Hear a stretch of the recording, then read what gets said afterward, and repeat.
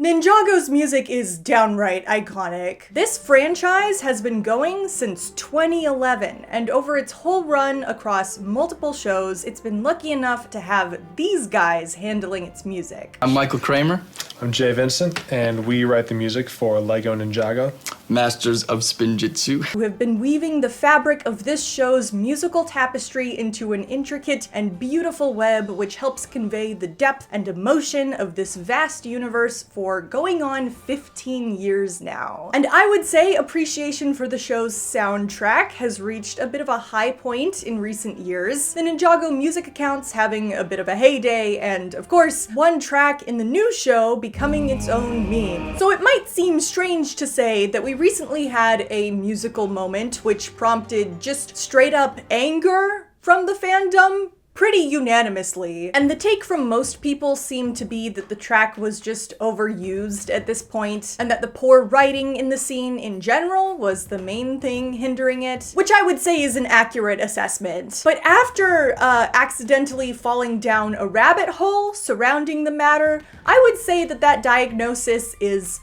incomplete. This problem is a lot worse than you might anticipate. There are pieces of the show's established musical language which are actively degrading right in front of us, and I need more people to notice. Now, if you don't know what I'm talking about, don't worry about it. We will slowly build ourselves a complete explanation over the course of this video. But suffice it to say, I thought this might just be a problem with this one track before I realized it also applied to all of Zane's music, before then realizing that this also applied to all of Pixel's music, and then all of the technology-related themes in the show in general. And then I just had to stop myself because I do not have the time or the expertise to be doing a full diagnostic on the show's score. So this problem might affect more of the show than displayed here. It might not. I don't have the brain space to investigate any further. This video is already way longer than I wanted it to be. And this isn't even an exhaustive catalog of the themes I'll be discussing today. I'm just going off of where I personally can remember these themes showing up and where I happened to hear them again while editing my previous video. But even based on just that limited data pool, I think I can definitively determine that the music, at least for the Ninjroids of the show, is broken. Now, I don't have a music background. I constantly have to second guess myself when talking about this stuff, but I am generally confident enough in my media analysis schooling that I think I should be able to do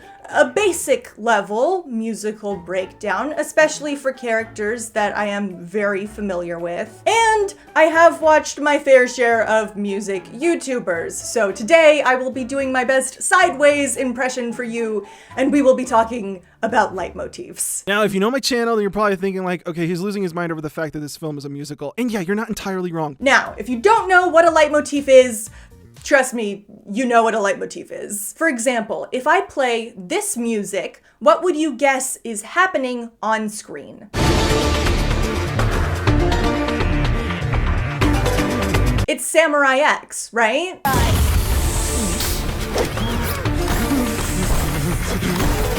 Or what about this one?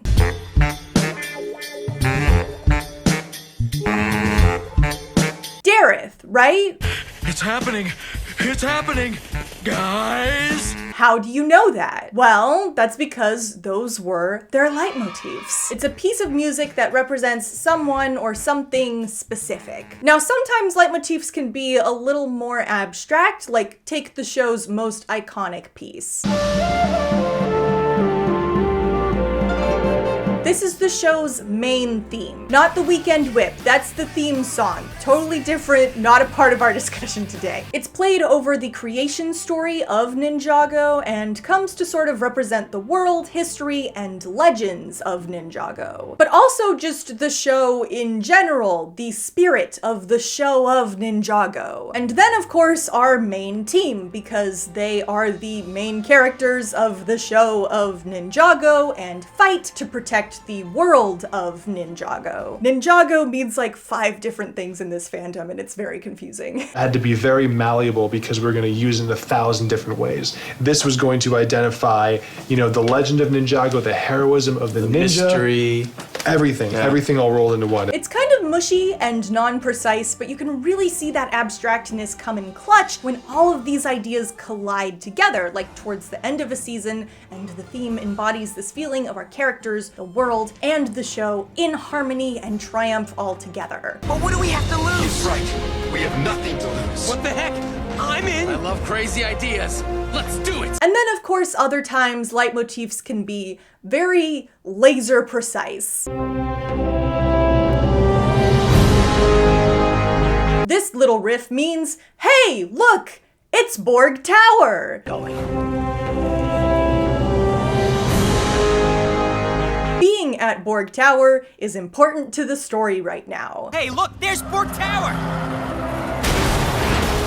But that's not to say that leitmotifs can't change over time. The way you determine what a leitmotif represents is by looking at where and when it is used, and that means they can certainly morph as you use them. But ideally, you want those progressions to build on previous ideas rather than water them down. It's a really fine line to walk, because if you mess it up, rather than deepening the meaning and impact of the music you're utilizing by expanding what it's saying, the meaning might just end up getting muddied, making it more difficult to use effectively in the future. Imagine if the theme for Samurai X, you remember the one.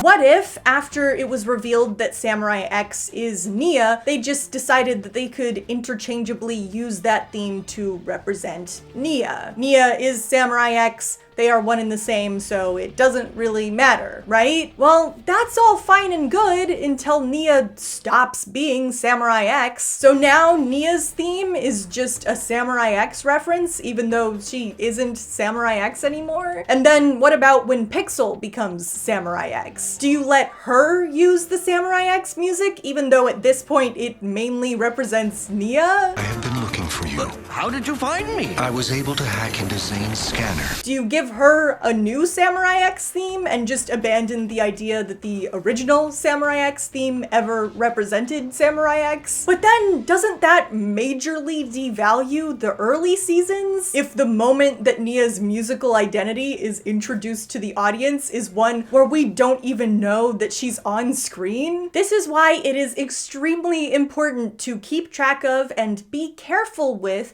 the musical language that the show builds over time as the composer or the music editor. That was a classic Kramer montage that was written for the opening episode of season 2, where all the ninja get day jobs to afford their ridiculous penthouse.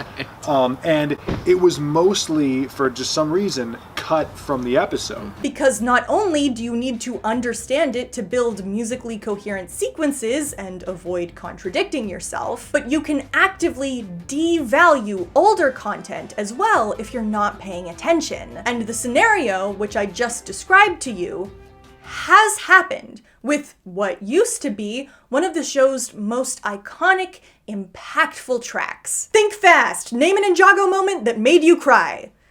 Like 90% of you just said Zane's sacrifice. And at least like 50% of the reason you cried there was just the score. It's very manipulative what we do. Yeah. You know, we control people's emotions. It's scary. It's certainly not because the writing built up to it very masterfully, but that's a discussion for another day. Now, this sequence has a number of leitmotifs and themes and transitions, all of which get lumped together under the umbrella of Built to Protect, which is what the full 5-minute long track is titled. But for the purposes of this video, it is very important that we break up this piece into its different segments in order to analyze what they're each trying to tell us and how they all later get misused. Stay tuned for season 3. It's gonna be sick! The track begins with a little bit of the Overlord's theme because the Overlord seems to be getting the upper hand.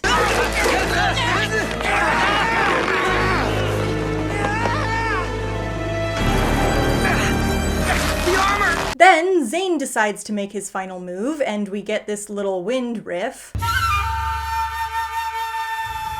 A cool aspect about this show's score, Jay Vincent and Michael Kramer have stated in multiple interviews that the instrumentation in the show is extremely important to conveying the story. One of the biggest themes in Ninjago is obviously good versus evil.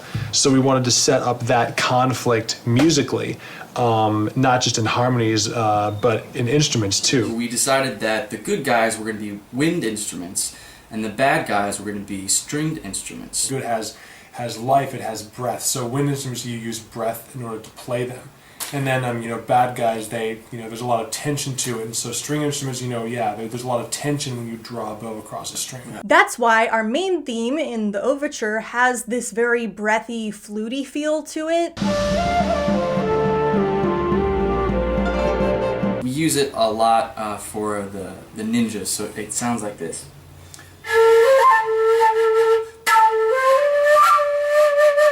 And why the Overlord's theme has a lot of these very long, sustained bow draws. Sometimes they even sound a little bit scratchy.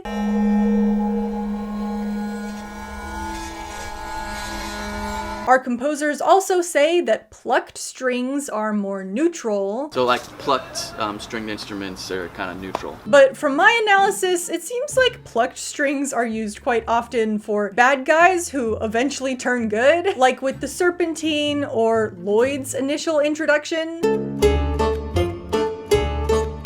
I've noticed this dichotomy isn't super strict. Like, a lot of scenes will just have a full orchestra to fill things out, but I have noticed this tends to be true whenever there is a notable solo instrumental. Support me, friends. Anyway, next we get like some guttural chanting, which That traditional taiko ensemble doing chants and ha and all that kind of stuff. also calls back to our main theme, before then transitioning fully into that main theme riff, which is now under a bit of tension. You can hear those strings heightening in the back. This very clearly denotes the situation at hand. Zane here is standing up for Ninjago. He represents something bigger than himself in this moment, but he is under great stress, battling with this larger force. And the soundtrack continues with this little back and forth.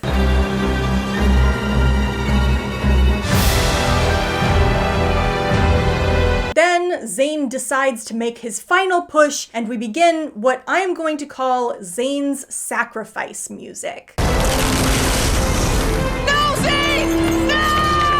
Wait. After this music starts playing, it becomes clear to Zane, the audience, and the other characters that Zane will not make it out of this interaction alive, and is actively choosing to sacrifice himself to protect everyone else. Now, this is a little bit of a transitional piece of music. It's largely made up of these repeating descending notes meant to denote a rise in tension.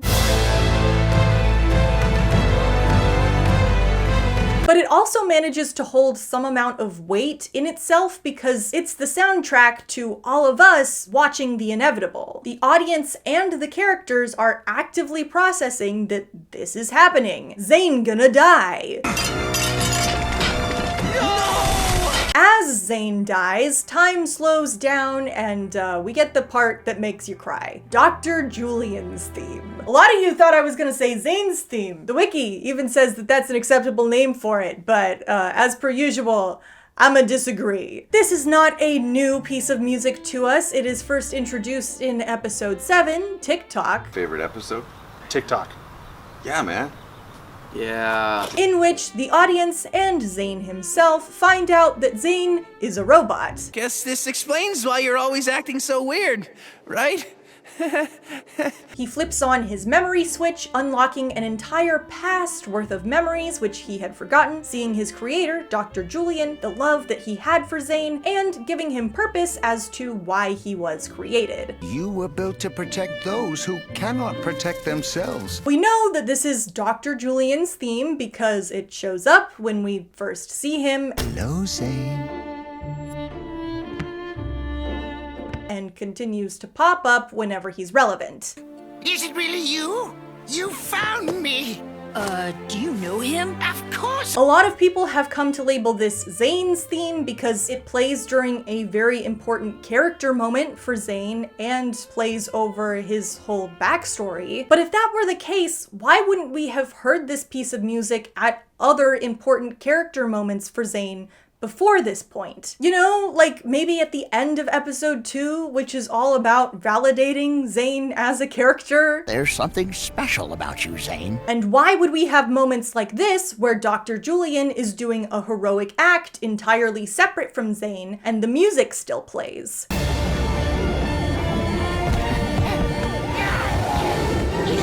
In season 3, why does this theme show up specifically when Dr. Julian is mentioned and then disappear again? I heard about your father. Oh, he was a brilliant mind. He would have fit right in. Thank you. But loss is inevitable. Do you have specific music for each of the ninja? I'm waiting Guns for of Zane here, and it's not. Yeah, no, the individual ninja don't necessarily have their own theme. It's not a theme for just them, it's a theme for like their history, like their own lore. This motif is certainly Zane adjacent, but only because Dr. Julian as a character is Zane adjacent. You are not ninja. We're ninja adjacent. So, why is this music showing up here? Well, because it's a flashback, and Dr. Julian is obviously in this flashback, but also because of his influence on Zane in this moment. Zane is fulfilling his assigned directive from his creator, and so his words echo through his head. It's the namesake of the track, built to protect. It's the whole point of the scene. He's protecting us. And it comes from the words of Dr. Julian, from that original scene where this song made its debut. You were built to protect those who cannot protect themselves. But I would argue that this moment also deepens the meaning of this theme as well. Zane isn't just thinking of his father here, he's reflecting on his whole life. He's thinking back on his memories, just like he did the first time this music was played. Maybe this score isn't just about Dr. Julian, but about Zane's memories, including Dr. Julian. It ties all of the different implications that this theme has had over time into one idea. It's a theme for like their history, like their own lore. And that's what makes this scene so good. This music, used to represent Zane's first connection to family, finding purpose, the love of his father, and the words which drive him to live, are now being played back to showcase the new family he has found, the purpose he is actively fulfilling, and the echoes of his father which ultimately surround his death. It's beautiful. I know who I am! But wait, you might notice that the instrumentation here is a little bit different than when the song made its debut. Originally, the melody was done in violin, for reasons which we'll get to in a second. But partway through this version, the melody is picked up by a solo female vocal.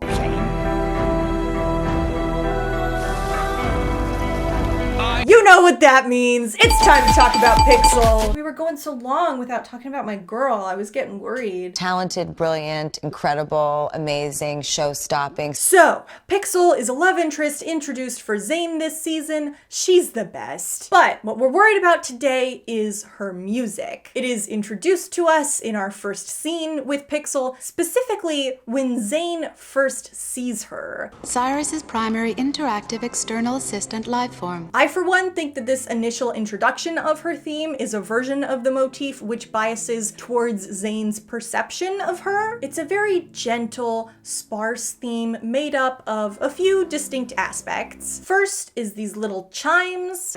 You are Zane, a droid like me. What does Zane stand for? It's probably like a xylophone or glockenspiel or something. These, to me, sort of represent her robotic nature. They sound a little robot-y.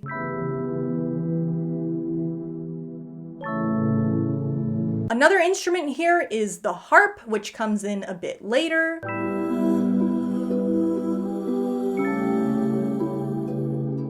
Harp Harps, of course, classically denote something heavenly or angelic, which I think probably accurately describes Zane's perception of her in this moment. Check it out! Zane has an admirer! But also, I'll mention, are a pretty classically plucky string instrument. So maybe this is hinting at her secret allegiances to the Overlord? Food for thought. But lastly, and most importantly, is the solo female vocal. What powers you? I don't know. This, of course, is to denote that she is female. The vocals are performing the melody, and her feminine qualities are probably the most important aspect of her the show wants to get across in this moment. She is probably the most feminine character in this otherwise male-dominated show, so those vocals have kind of come to symbolize Pixel.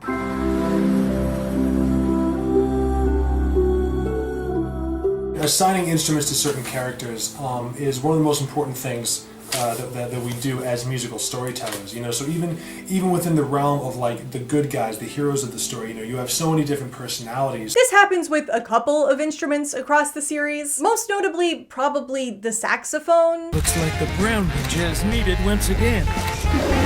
I think the show would have a hard time using solo sax in any other context because it's just so tied to Dareth as a character at this point, simply because it isn't really used anywhere else in the score. You know what?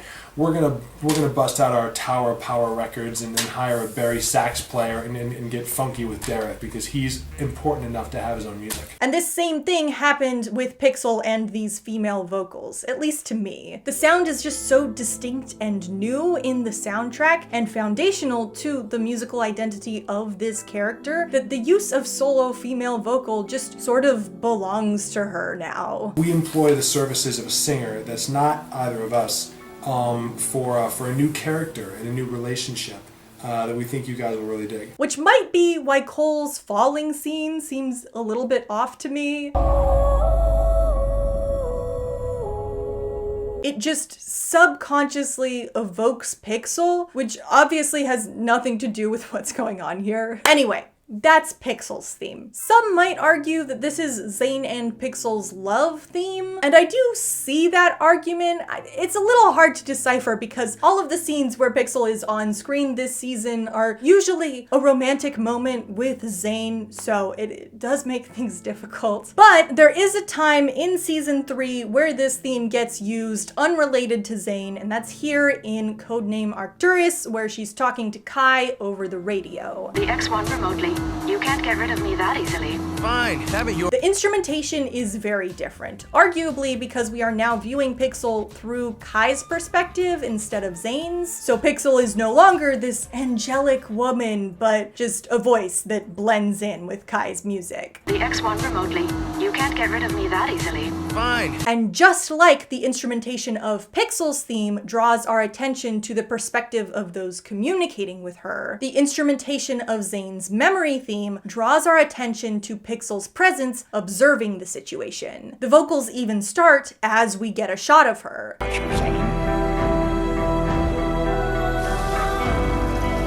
So, why is that something that's being emphasized? It's not like she has some unique perspective. Arguably, Zane isn't even thinking about her right now, so why is this important? It's because Pixel is going to be our point of view character for the end of the season. We need to set up her immense devastation in this moment to justify why she isn't at the funeral, so that when the events of the end of the season happen, we are already primed to value her perspective and feel the emotions she feels. Pixel's viewpoint is vital to the ending packing a punch, and she's about to be off screen for a little while. So it's important for her to be top of mind when the death happens so that the ending doesn't feel like it comes out of nowhere. Those who cannot protect themselves. Zane dies. We get some sad flutes indicating that a hero has fallen. We get a little bit of our main theme mixed in as Cyrus Borg says they'll rebuild in the image of Zane. This time, with Zane as our compass. The Falcon flies in to land on Zane's shoulder, and we get a little bit of the Falcon theme. which is one of the best pieces in the whole show, hands down. I think the Falcon is one of my favorites. If you don't know, the Falcon Chase is a piece that plays whenever this mysterious bird shows up. It's the Falcon! And the ninja follow it, and it leads to the workshop where Zane was built, and that's how he finds out he's a robot and finds his memory switch, and we covered this. I'm an android? It's a full-on montage sequence, and the music just absolutely kills.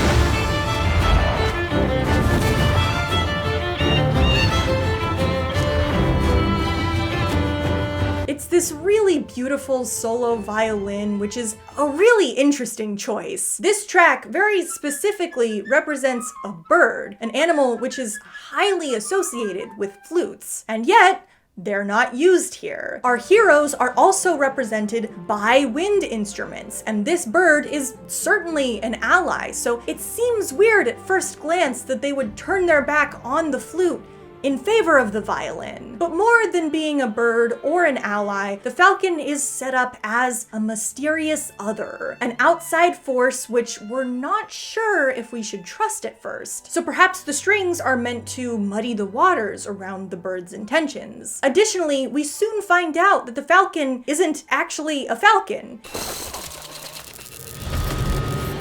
You're a robot? So maybe the decision to not use the flute is meant to key us in that the Falcon is not the bird we expect it to be at first glance. Regardless, the solo violin became highly associated with the mystery of the Falcon, and so is used in the initial introduction of Zane's memory theme. Oh, Zane. Because it's essentially the end point of the Falcon mystery. It leads him to his memories and is an essential part of his memories. Altogether, this means that the violin has come to represent not just the Falcon, but this little family that Dr. Julian has created. Anyway, we get more of our main theme now in cello, I guess to make it feel a little extra sentimental as Kai gives his eulogy. Because he powered me. And he'll still power me as his memory lives on. Cello is also in the same family of instruments as the violin, so I don't know if that's too much of a stretch, but it does feel kind of pertinent coming shortly after the Falcon motif. Anyway, Kai finishes his speech and it starts to snow. We slowly pan up and look, there's Borg Tower! No, they don't do that because the location is not at all important here, but that'd be kind of funny if they did. Just completely cut through the mood. No, instead, what they have here is no music. We are left purposefully silent for a moment so that we can shift gears. The main team has been left with this bittersweet empowerment after Kai's speech. But Pixel, to her, everything is still empty. And this is where we get maybe my favorite bit of music in the whole show. I know it's kind of a dumb choice, but I can't help myself. It's associated with a lot of my favorite moments. You are vital to me. You are vital to me. I am going to call this the Pixane Perseverance theme. This is another one of those sort of transitional pieces of music. Its job is to get us from the devastation and silence, which starts the scene, to the big bombastic ending as it's revealed that Zane has rebuilt himself. It starts off with this simple sort of ticking motif. This plays as the computers first come on, playing a bunch of cute Pixane lines from throughout the season. Pixel is trying to figure out what's going on. The audience is trying to figure out what's going on. It's all a little bit confusing. Then the orchestra comes in with this kind of like ebbing feeling to it. Like it sounds almost like a tide coming in and out to me.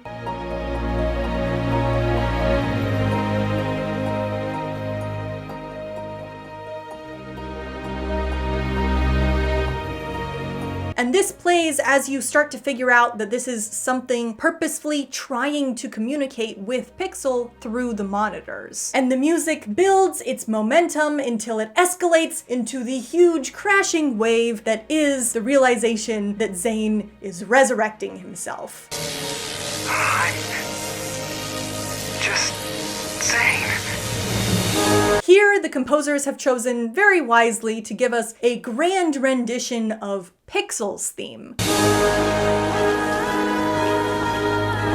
Which might seem a little bit counterintuitive at first. I mean, Zane's the one coming back to life, why use Pixel's music? But the important part of the scene is not necessarily that Zane has returned. We don't get to see him, we have no explanation as to how he has managed to bring himself back, and how Zane feels about his death and resurrection experience is not at all investigated by the narrative. What's important is how Pixel reacts to Zane's return. The fact that Zane has rebuilt himself, presumably, for Pixel. He reaches out to try and talk to her, to comfort her, to affirm their connection as best he can from beyond the grave. I don't feel so different around you. Zane?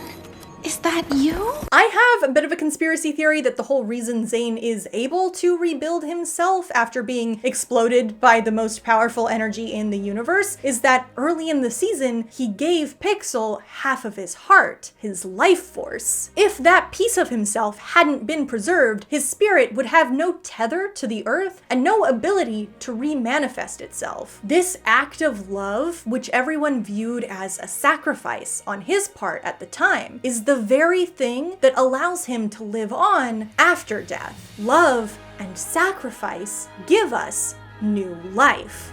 None of that is canon, but I think thematically it makes a lot of sense. Anyway, that's why we get her theme here, is that this whole resurrection is framed as an act done for and perhaps even made possible by Pixel. Are we compatible now? These two pieces, the Perseverance theme and this rendition of Pixel's theme, only work so well because they are together. As mentioned, the first is a transitional piece and so relies on the Pixel theme to provide the conclusion to the musical narrative it builds up. Without it, it feels incomplete. I'm just Zane. And if we just started the Pixel theme from silence without the buildup, it would feel like it was coming out of nowhere. You need time to process what's happening, to let the gravity of the situation build and sink in before you go at the audience full force like that. Now, we know that the Pixel theme represents Pixel, so what does this transitional piece represent? Isn't it kind of just filler? Well, no, this is, to me anyway, a very specific and intimate piece of music. It shows up when Pixel is alone, in a very vulnerable spot, and soundtracks the process of Zane trying to communicate his love for her in a very difficult position. There is a threat of the end of their relationship from external forces, but their love overcomes that barrier through this large and impactful act of defiance. This is not just the Pixane theme because it happens in a Pixane moment. If that were the case, again, why wouldn't we have seen it before this point? Just like Zane's memory theme, it encapsulates a lot of specific ideas converging together. The depth of their relationship, that depth overcoming some sort of huge obstacle, and a large romantic gesture as Zane goes out of his way to express his love in a very personal setting. Perhaps most importantly, I would argue that this theme necessitates that sense of confusion and discovery. This music, made for this scene, had to convey the slow realization Pixel makes over the course of the scene, and so the music in its structure also holds that sense of slowly piecing something together. And you might be thinking, Kit, that's so hyper-specific. There's no way they could reasonably use that piece of music again if all of those things have to be included. In which case, you would be wrong, because they do it again just a couple episodes later. In season 4, Pixel's body has been scrapped, and she pushes Zane to leave her behind for the good of the mission. But wouldn't you know it, Zane gets an idea, and as he's piecing it together, as Pixel is trying to figure out what he's gonna do, this music starts up. I will always be a part of you. You're right.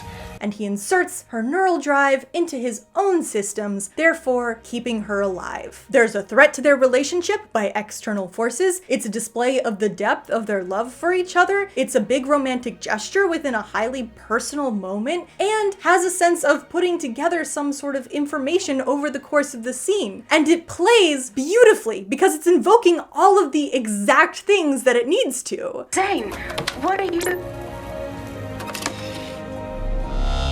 Zane, you've taken my neural drive and inputted it into your processor. That being said, there is a bit of a change here. We do not get the big pixel theme to serve as our climax. So what do we have instead? We will find out together. But until then, let's both get out. Zane, behind you! Initiate a basic... We have an anti-climax. They get attacked, Pixel glitches out, and Zane is shut off. I think this works. It still plays on the transitional nature of the music, it just uses its implication of a large climax to subvert expectations instead of fulfill them. It's supposed to feel abrupt and unsatisfying. So that is how we can use one of these motifs to great effect later in the timeline in a different context. And all of the portions of Built to Protect that we went over are used later in the show, so let's see how they handle it. What work are you guys most proud of? And the ending scene with Zane's sacrifice was a big moment, just because, and then not just that, but the funeral afterwards, and then the snow, and then kind of like the resurrection scene. One of the easiest to follow, I think, is the Falcon's theme, so let's start with that. It's used repeatedly throughout the show to represent the Falcon. My Falcon has arrived at the Dark Island. You'll hear it whenever he shows up to help out, which is sadly not very much anymore.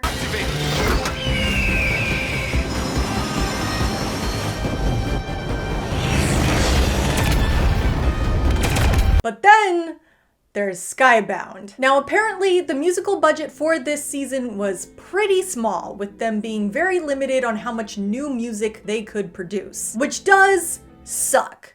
But we also have a lot of music in the show's back catalog at this point, so theoretically we should be able to cobble together a decent soundtrack from that, keep things musically consistent. And for as good as a job as they did with what they had, I will say they did notably drop the ball in this scene.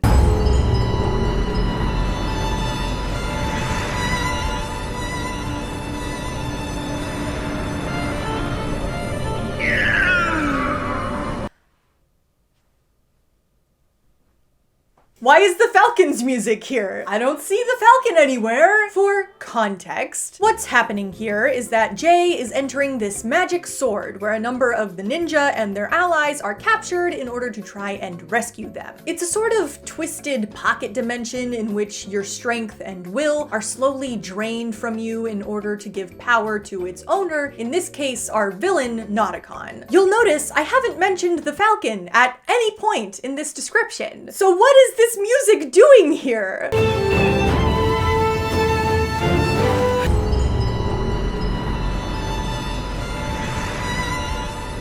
The best guess I have is that they wanted this space to feel alien and unfamiliar, and if you'll remember, that's the same thing they wanted to evoke with the Falcon's theme originally. So maybe they thought, hey, let's just distort it a bit, give it an echo, and maybe that'll create the same effect. But that doesn't really work, because at this point, the Falcon's theme is inextricably linked to the Falcon as a character who we know and understand very well at this point. When the Falcon shows up, do you kind of go back to that music every time? Yeah. That becomes the Falcon's piece type thing? Totally. Okay. So it's just confusing. It's like if they reused the Overlord's theme for Nauticon because, well, we created the Overlord theme to be scary and we want Nauticon to feel scary, so that's a good enough reason to use it here. It's not like they didn't have other options. They're already distorting the music to make it feel weird, so they could have just done that with any number of different themes that have some sort of relevance to what's going going on here. How about Nauticon's theme, because it's his sword? The main theme, because we want to convey that this space is distorted from the typical world that our characters generally inhabit. Heck, the Green Ninja theme, because Lloyd is in the sword.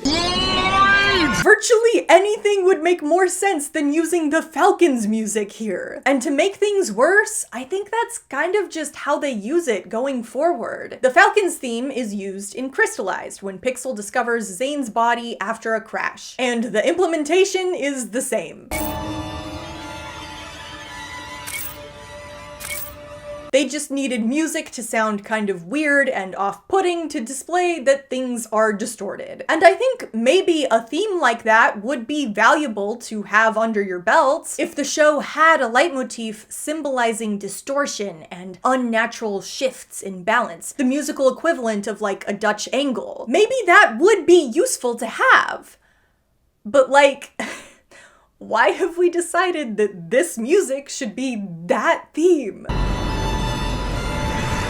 It is very specifically associated with this particular character. It feels weird to just water it down like that. And what? Every time the Falcon comes on screen now, we have to feel off balance and unsure? Even when that feeling has had no relevance to his character for a long time now? Whatever. The Falcon isn't even around anymore, so if they wanted to repurpose his theme into something vaguely related, I guess that's not the end of the world. Let's move on and look at another good example of what the show is doing with its music. The Zane's memory portion of Built to Protect is used to great effect in Season 11's Ice Chapter, a season where, spoiler alert, it turns out Zane is the main villain. Zane? His memories were all erased during a system reboot by our actual villain, and Zane has been used as a sort of puppet of his ever since, called the Ice Emperor. There is no Zane! The Ice Emperor's theme is a direct reference to Zane's memory theme. It's literally all over the place. No Zane.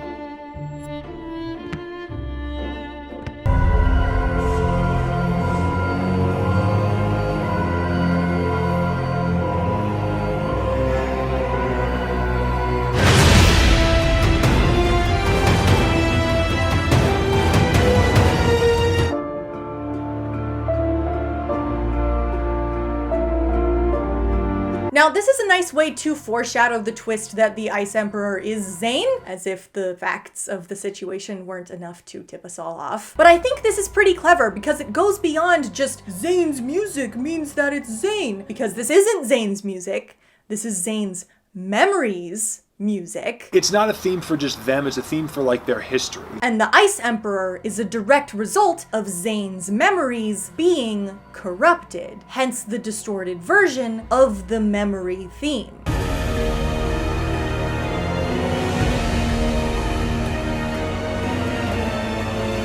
This also works really well in the climax, where the key to getting Zane back is to help him remember his past. So the prevalence of the memory theme makes sense because his memories have to do with every part of the plot here.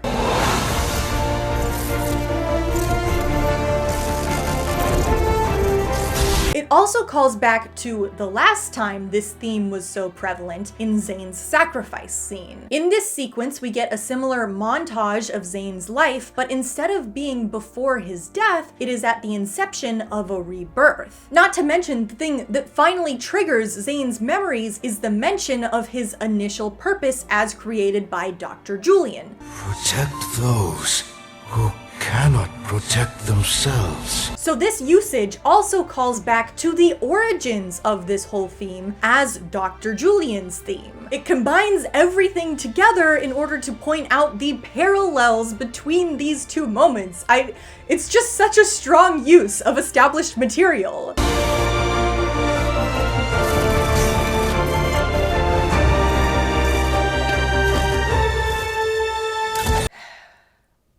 It's just really a shame that I lied to you when I said that the last time this music was predominantly featured was during Zane's sacrifice. Unfortunately, season 8 also has a sequence where this music is prominently featured and cannot be ignored. So Zane chases down Mr. E, who is one of our secondary bad guys for the season. It turns out Mr. E is a robot. You're like me. And then he beats Zane to death.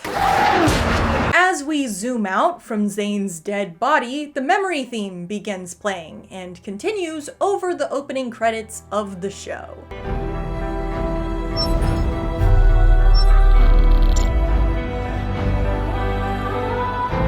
So, why is this here? Does this have anything to do with Zane's memories? Not really. Does this have anything to do with Dr. Julian or Zane's family or protecting others? Not at all. Like, none of those concepts are here, even if you're squinting a lot. The reason this music is here is that it's the music that played the last time Zane died. That's it. I genuinely believe that was the extent of the logic. Meaning this is no longer really representative of Zane's memories or Dr. Julian and that legacy or Zane's purpose to protect people. It just means, hey guys, it's Zane and it's sad. Look, if I'm gonna try and give the creators the benefit of the doubt here, I might argue that the initial concept for Mr. E was that he was secretly supposed to be Echo Zane, a forgotten creation of Dr. Julian's. Was supposed to be Echo Zane, but then in the end, that idea was cancelled. So from that angle, it might make sense to include Dr. Julian's music in the aftermath of a scene where one of his creations kills a different one of his creations. Hello, brother. It still has nothing to do with Zane's memories or his duty to protect, but at least there would be one connection. Heck, maybe even the original dialogue where Echo confronts Zane brought up all of these points, and so it made perfect sense. But after you cut that concept, the music does not make sense anymore. You've gotta cut that too. The thing it was referencing is no longer present. And it's not like it would be difficult to replace either. Most of the song is playing over the opening credits, a sequence which already has music composed specifically to match it, which plays over every other episode. The two possibilities that I see here are that one, it was a concept that they had in pre-production and got overly attached to and so refused to give up on even after the sequence changed to the point where it didn't make any sense. Or two, they just wanted to play the music that played the last time Zane died for the feels and didn't think about it beyond that. And I think that the second option is more likely. You know why? Because we are using the version of this track with the female vocals. If this were originally in reference to Dr. Julian, why not use the version with the violin doing the melody? You know, the version of the song that ties specifically to the Julian family? Why use the track that calls back to Pixel? This has literally nothing to do with her. It's just because that's the music that played the last time Zane died. That's it. That's all there is to it. They have watered down the music, disregarded its meaning and history in order to get this fake out death to feel like it might have some sticking power. And this isn't the only time they do this. Season 15, episode 26, Compatible. Zane is stuck in a robotic coma, and they are reusing a lot of pieces of Built to Protect here just because they think it's an easy Zane is dead shorthand. They start out with a little parallel that I think is actually kind of clever. As Pixel tries to urge Zane to wake up, putting on her best face to try and mask the pain, the music we get is a version of Pixel's theme from this moment in season 3. where she's run out of battery, slowly shutting down with all of the power to the city cut. Here, Zane similarly puts on a brave face to make her passing more peaceful. So I do think that parallel works pretty well. Yes, we are. As Pixel gives a little bit of a monologue about their love, we get that solo cello rendition of the main theme that we got at Zane's memorial. Our friends need us now, and I must go to battle. If I am able, I will return. I guess because this is kind of like a eulogy of sorts, but it really doesn't make too much sense here. That speech was more about Zane's impact more generally on the team and the world, hence the main theme. This is very specifically about Zane's impact on Pixel's life, so it just doesn't seem to fit right. You changed me. I felt things I never felt before. Just like before, everything goes silent.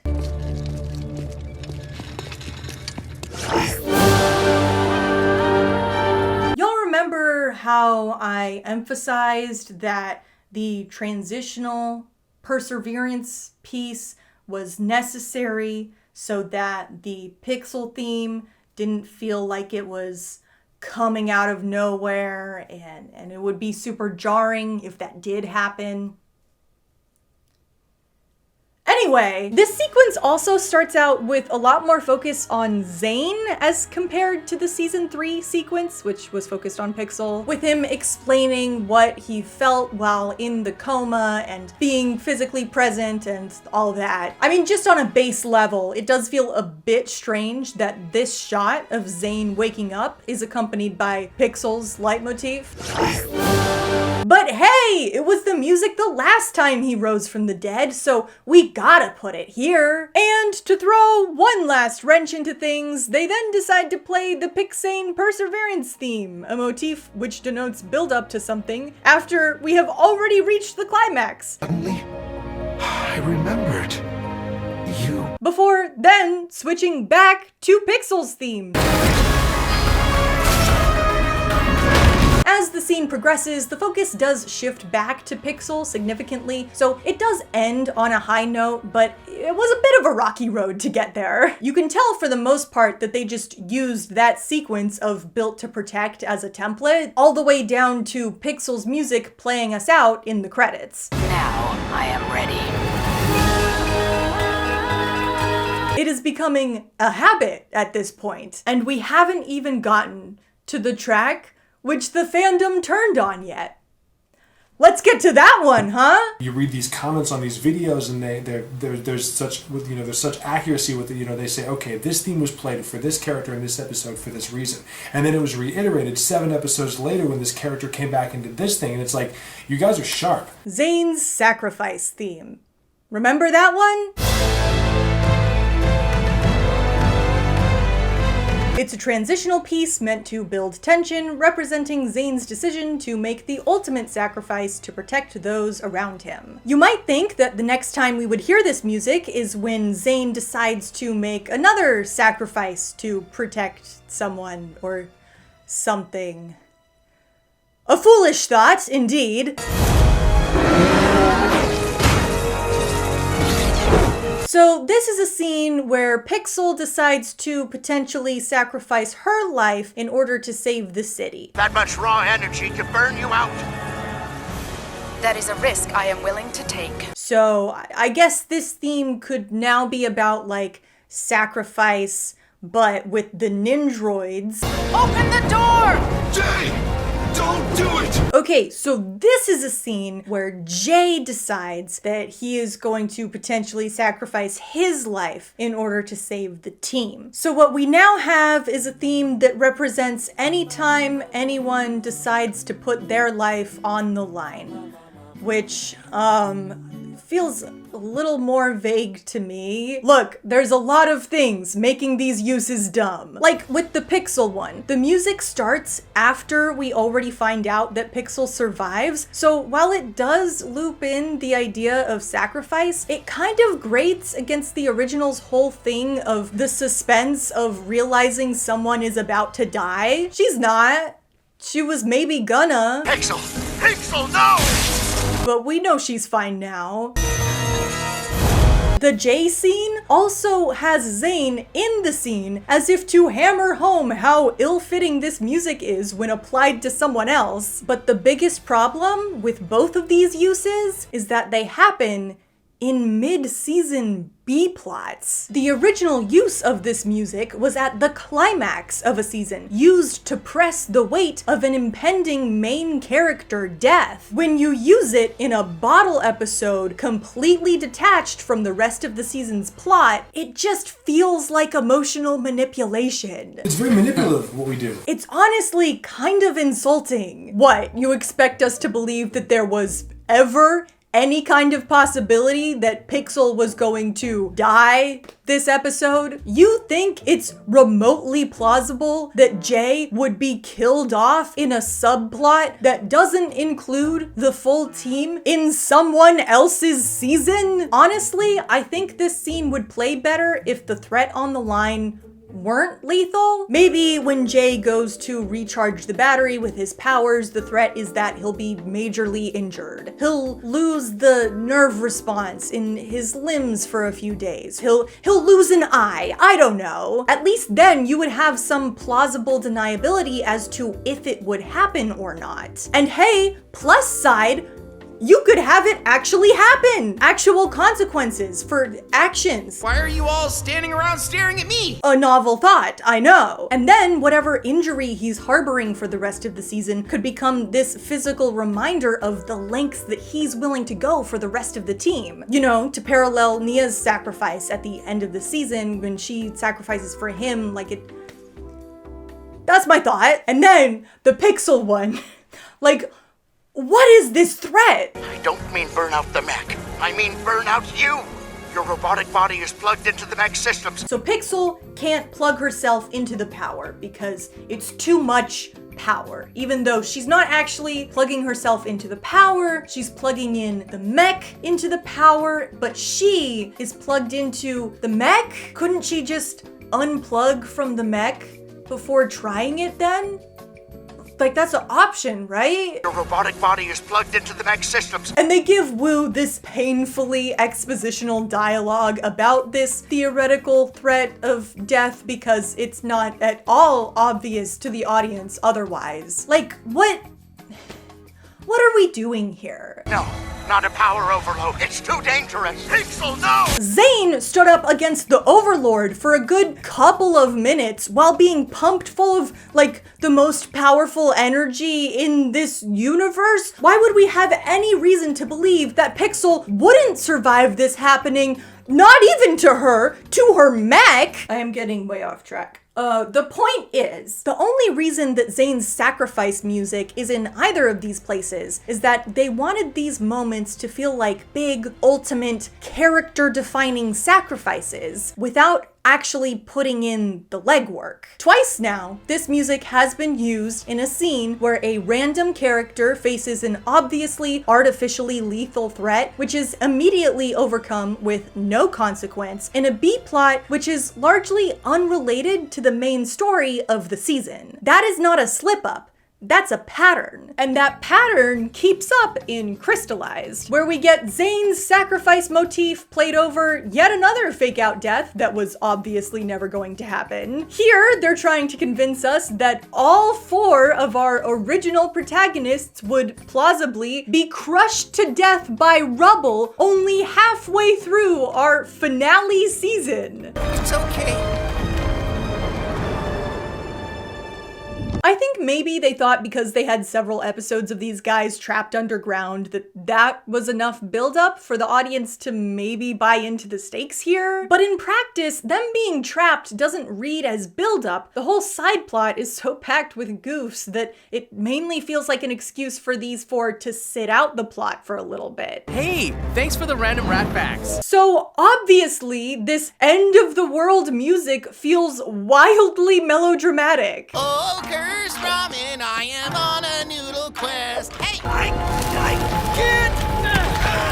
You can even see this pattern play out with other death music. The music while Cole falls into the fog in season 10, you know, the one that for some reason had those pixel female vocals.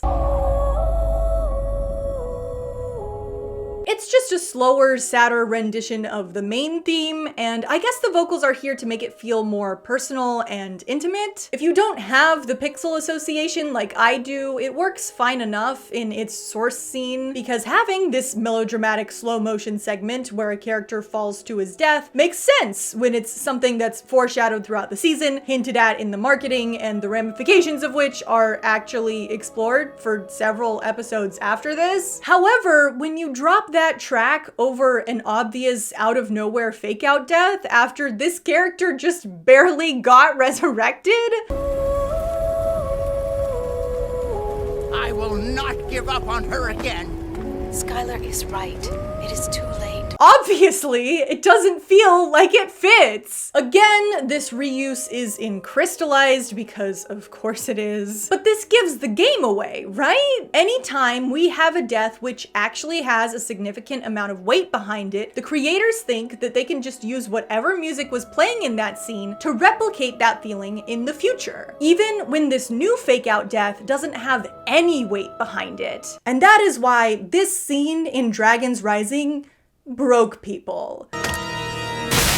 Pixel and Zane and a bunch of other characters are on this train which is stuck accelerating towards a wall. Zane decides to plug himself into the train to try and stop it, and we get Zane's sacrifice music. You might be thinking, hey, that sounds like an improvement. At least this time, it's actually about Zane again. And that is true.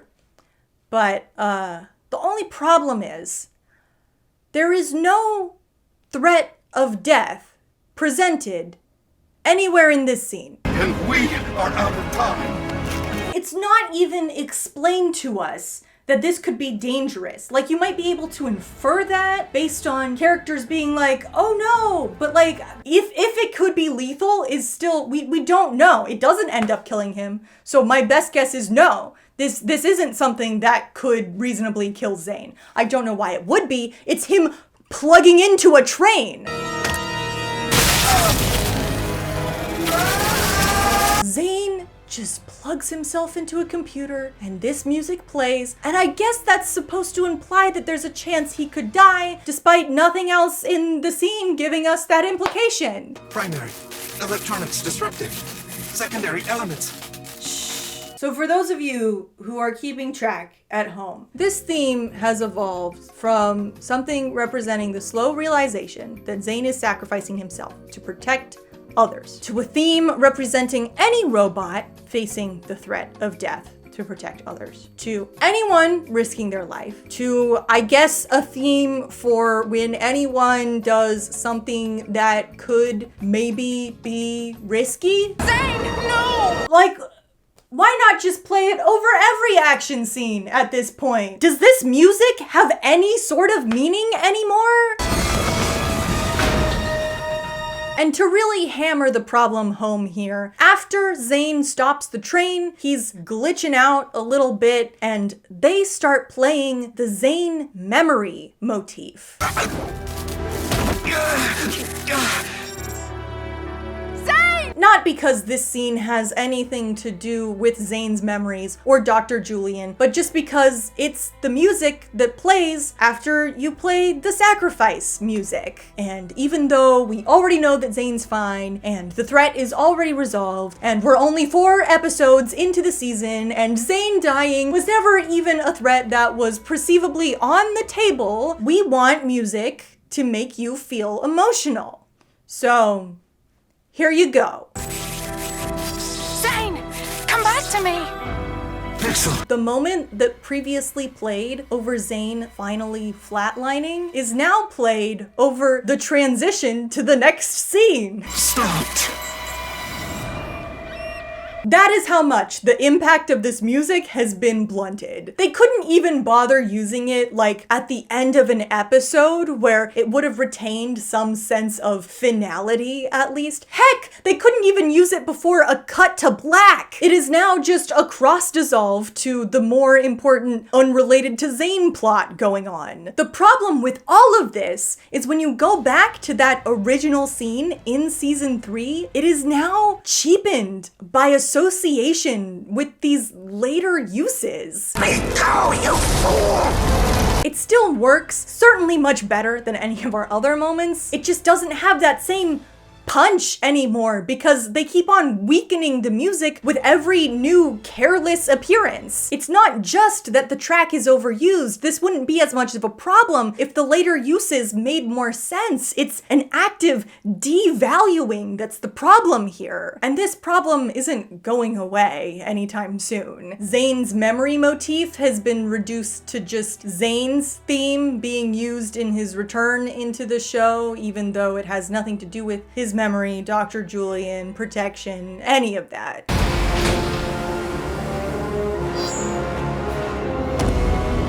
In Crystallized, we're introduced to the mini-Pix, these little robots that Pixel builds in order to help her build stuff, and we also get this cute little motif for them.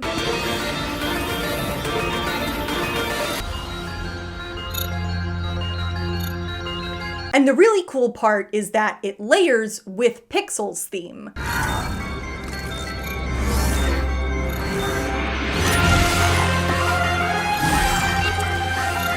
And that makes sense. The mini-Pix are under the command of Pixel. She built them. They are an offshoot of her as a character, and so their theme is an extension of Pixel's theme. For some reason, in Dragon's Rising, when Pixel shows up, they're not using Pixel's theme. They're using the mini-Pix theme.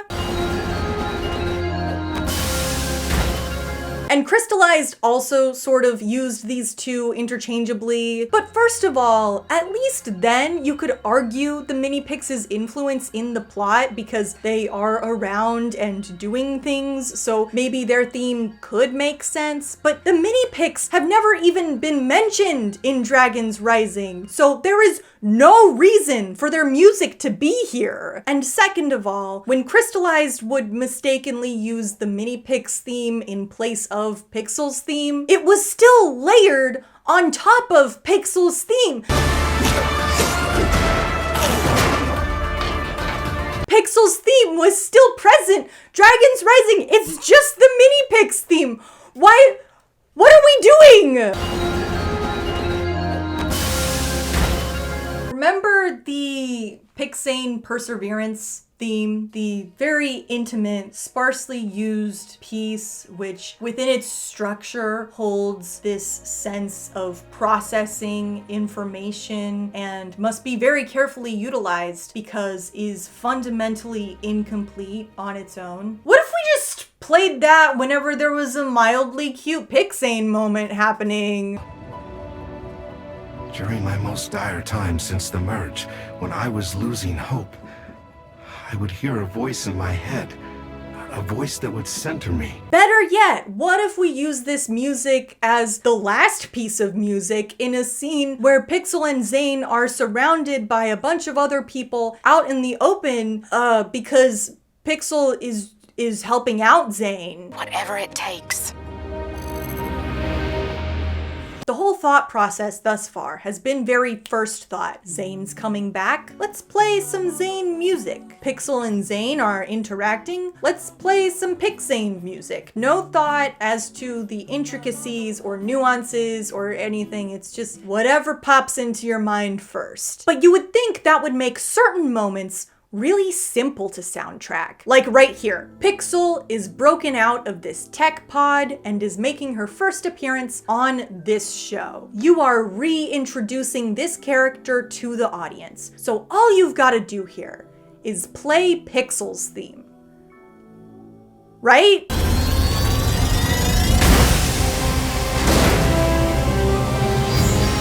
Nope! I guess not! I guess the Borg Tower music was the obvious choice here. Hey, look, there's Borg Tower! Who cares if Borg Tower doesn't even show up in Dragon's Rising, despite supposedly being like the one identifiable landmark in all of Ninjago after the merge? It's not even like this was the music that played the last time we introduced Pixel to the audience, so that's why we're playing it again here, because no! Last time Pixel was introduced to the audience, they played the Pixel theme. Obviously! Your hardware is outdated and your processor is slow and incompatible with ours. Because that's what character themes are for! Here's the thing. I don't really think this is a music problem.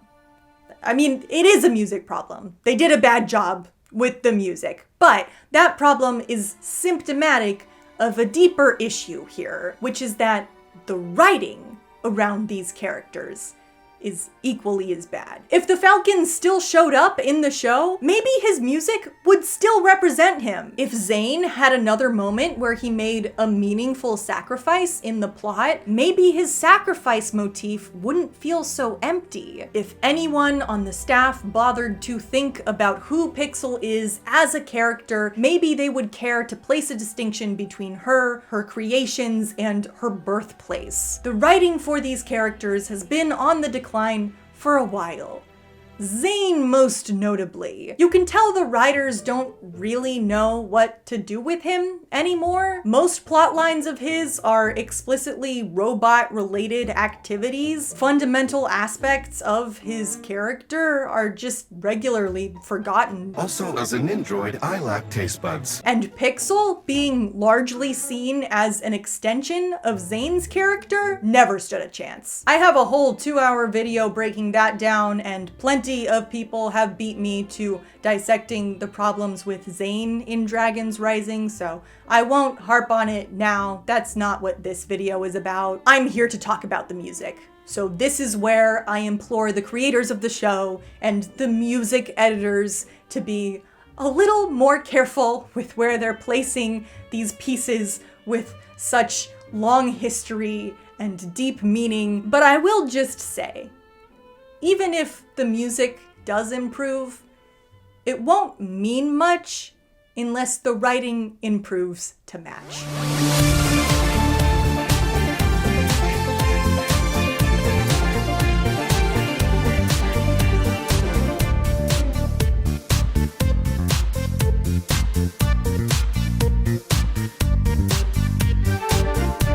Whoa, the Skeleton Army is Spanish? No, not anymore.